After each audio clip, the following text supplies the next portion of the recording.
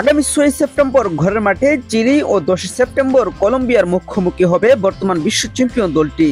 Match দুটি সামনে রেখে সোমবার ২৮ সদস্যের দল দিয়েছেন কোচ লিওনেল স্ক্যালোনি। লাতিন আমেরিকার অঞ্চলের বাছাই পর্বে ৬ ম্যাচে ১৫ পয়েন্ট নিয়ে শীর্ষে আছে আর্জেন্টিনা। দলে জায়গা পেয়েছেন সাবেক তারকা ডিয়েগো সিমিওনের ছেলে জিউলিয়ানো সিমিওনে।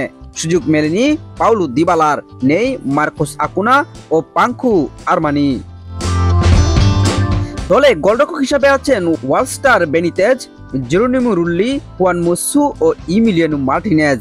ডিফেন্ডার আছেন Gonzalo Montiel, Nahuel Molina, Cristiano Romero, German Pezzella, Leonardo Balerdi, Nicolas Otamendi, লিসার্নো মার্টিনেজ, নিকোলাস তাগলিয়াফিকো, বেলেস্টিন বার্কু।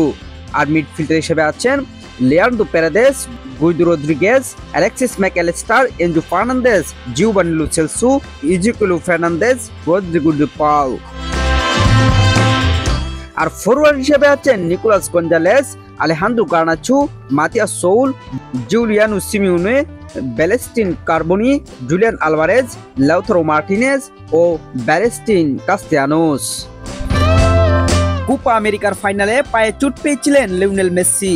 এখনো পুরোপুরি ফিট হতে পারেননি বিশ্বকাপ জয়ী কিংবদন্তি।